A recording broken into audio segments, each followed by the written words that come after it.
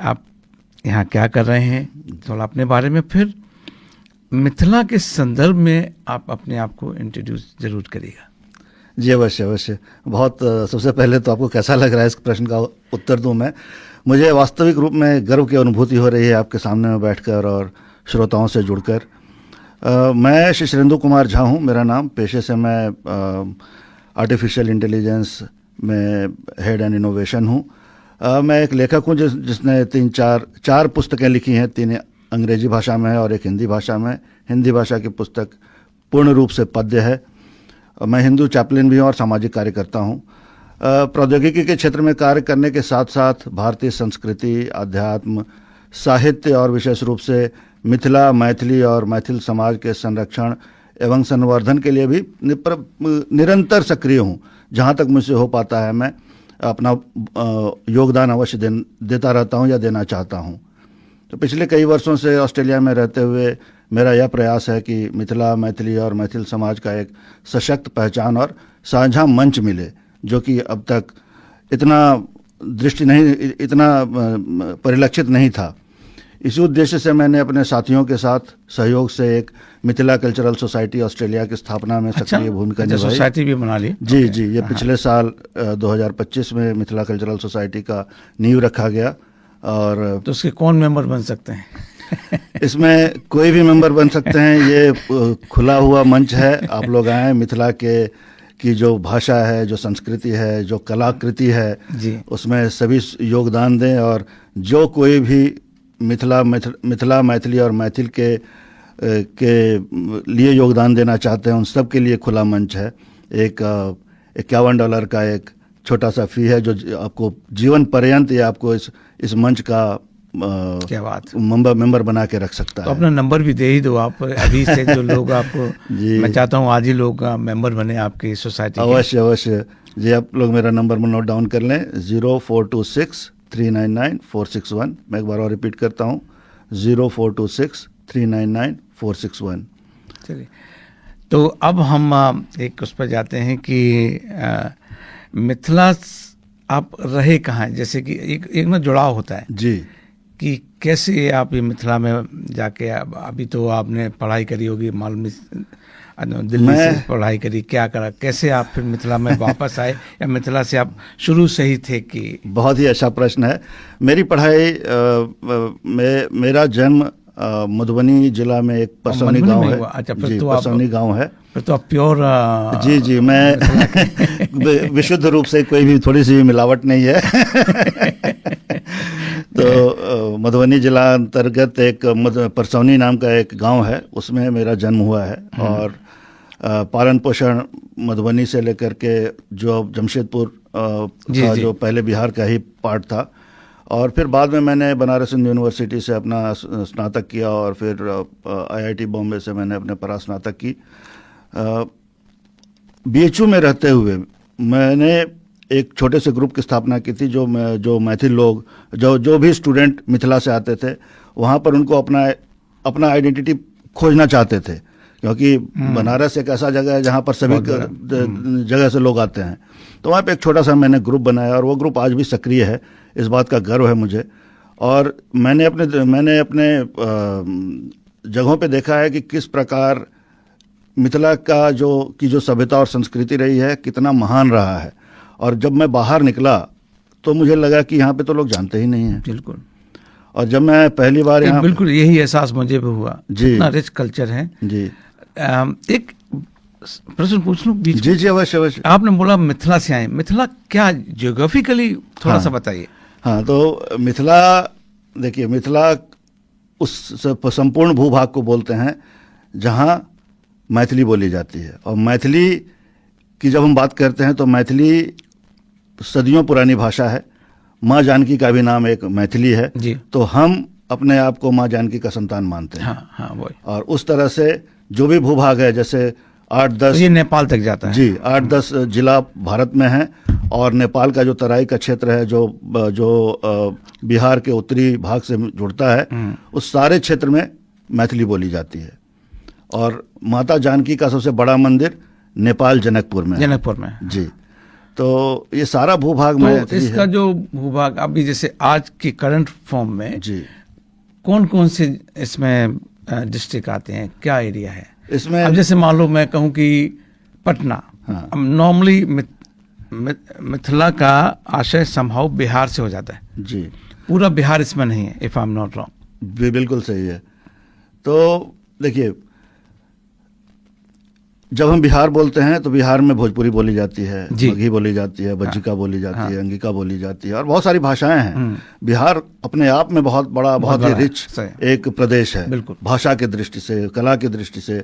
उसमें मिथिला एक भूभाग है जहाँ जो समावेशित करता है मधुबनी, दरभंगा, समस्तीपुर, सीतामढ़ी, शिवहर, सुपौल, सहरसा, मतलब बहुत सारे, ये सारे जिला हैं जो मिथिला को मिथिला बनाती है। वहाँ हाँ। के लोग मैथिली बोलते हैं। हाँ। कुछ लोग अररिया, कुछ लोग बोलते हैं कि पूर्णिया, मुजफ्फरपुर, ये सारे हैं। बट जो जहाँ पे शुद्ध मैथिली बोली जाती है, मैं जब भाषा की शुद्धता आप जैसे जैसे उत्तर से दक्षिण की तरफ जाते जाएंगे, थोड़ा सा उसमें मिलावट होते जाता है। उत्तर के जिला में, उत्तर के जितने जिला हैं उसमें मैथिली अधिक शुद्ध बोली जाती है। अच्छा, जी। तो ये अभी जैसे नेपाल में जनकपुर जगह है, वहाँ पे वो नेपाली बोलते हैं या मिथिला बोलते हैं? नहीं, वो मैथिली बोलते हैं। और एक अमेजिंग बात यह है कि नेपाल की दूसरी सबसे बड़ी बोलने वाली भाषा मैथिली है। तो इस बात का भी हमें गर्व है कि मैथिली एक छोटे से भूभाग तक संकुचित नहीं है, बल्कि एक संपूर्ण देश की दूसरी सबसे बड़ी भाषा है। तो ये बहुत ही काफी, अगर वैसे हम नंबर में काउंट करें तो जी, कम से कम 2-4 करोड़ तो बोलते होंगे। पूरे विश्व में जब हम केवल भारत की बात करते हैं तो लगभग 3.5 करोड़ के आसपास मैथिल हैं। अच्छा, जी। और बाहर में उसी प्रोपोर्शन में मुझे लग रहा है कि कम से कम 60-70 लाख तो होंगे बाहर, या उससे भी अधिक हो सकते हैं। हो सकता है मेरा अनुमान गलत हो, लेकिन मैं अपने अनुमान के हिसाब से बता रहा हूँ कि इतने तो होंगे। तो हमारी ऑस्ट्रेलिया की पॉपुलेशन से ज़्यादा होंगे। जी, जी। हमारी ऑस्ट्रेलिया की पॉपुलेशन पे हमें गर्व होना चाहिए, हमें ऐसा एक्चुअली मजाक नहीं उड़ाना चाहिए। लेकिन तो जो मैथिली भाषा का जितना ये, तो अगर मैं आपसे पूछूं, इसकी जो स्क्रिप्ट है जी, वो हिंदी जैसी नहीं है। नहीं। तो जो जैसे हम लिखते हैं, तो बोलचाल में तो हिंदी जैसी लग रही है जी। लेकिन इसका जो तो स्क्रिप्ट के बारे में बताइए। देखिए, वैसे जब हम इतिहास की बात करते हैं तो ये कहा जाता है कि मैथिली का जो लिपि है, जिसको तिरहुत लिपि बोलते हैं, ये कहीं पर 11वीं सेंचुरी में, 11वीं शताब्दी में शुरू हुई। तो लगभग 1000 पुरानी ये भाषा है, जिससे मैं 1000 साल पुरानी, सोचो जरा नोट कर लीजिए। 1000 साल बहुत बड़ा समय होता है। जिससे मैं पूरी तरह से सहमत नहीं हूँ, क्योंकि ये भाषा बहुत ही पुरानी है, माता जानकी के समय वही की तो है। मैं कह रहा हूँ एग्जैक्टली। और कहीं पर भी ये मैं इस कालखंड को कम करने के लिए तैयार नहीं हूँ। हमारी भाषा जो है वो एक पुरानी भाषा, प्राचीन भाषा है। और सबसे बड़ी बात है कि हाल तक ये भाषा और लिपि जीवित थी। अंग्रेज जो विचारक हैं मिस्टर ग्रियर्सन, उन्होंने इसको एक पूर्ण भाषा के रूप में इसको एक स्थान दिया था। अच्छा, जो 1920 के आसपास यहाँ पर धीरे धीरे पूर्ण भाषा का मतलब पूर्ण भाषा, क्योंकि इसमें इसकी अपनी लिपि है, इसका अपना व्याकरण है, इसके अपने बहुत अच्छा अपने लिटरेचर हैं, अपने जो आपके एक भाषा तभी भाषा समृद्ध हो सकती है जब उसकी अपनी लिटरेचर हो। और मैथिली की अपनी लिटरेचर हुआ करती है, जो अब धीरे धीरे दिखती नहीं है, पर पुराने समय में जो महान हमारे पहले नहीं, हमारे महान कवि जिसको बोलेंगे, वो विद्यापति ने शुरू की। और वहाँ से ये भाषा समाज का एक अभिन्न अंग बन गई। और इसका जो संस्कृति है वो धीरे धीरे करके पूरी बिहार में फैला, पूरे भारत में फैला। इवन जो कुछ बॉलीवुड फिल्म भी जो शुरू के बने हुए हैं, उसमें भी मैथिली और मिथिला के विषय में बताया गया है। तो पूरे भारत में मिथिला के संस्कृति के विषय में लोग जानते थे। जो कालखंड में धीरे धीरे करके कम हो गई, हाँ। क्योंकि लोगों ने अपनी भाषा छोड़ दी, भाषा को हिंदी ने रिप्लेस कर दिया, तिरहुत लिपि को देवनागरी ने रिप्लेस कर दिया। तो क्या शब्द बोला था आपने? तिरहुत लिपि। तिरहुत लिपि जी।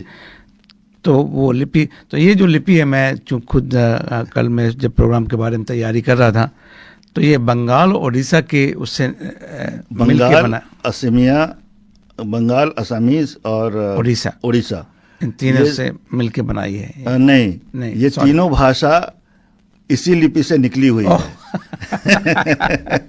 ओह माय गॉड, क्या गलती कर दी मैंने। जी, और वो संस्कृति भी देखने को मिलती है। वो संस्कृति भी आप संस्कृत में तो सारे जो आपका व्याकरण होगा, संस्कृति कल्चर के बारे में अच्छा, सॉरी जी, मैं उसकी बात कर रहा हूँ। जैसे जो कुछ रिचुअल्स हमारे यहाँ में मिथिला में होता है, कुछ उसी से मिलता जुलता रिचुअल बंगाली में भी देखने को मिलता है, उसी से मिलता जुलता रिचुअल कुछ असमी में भी देखने को मिलता है।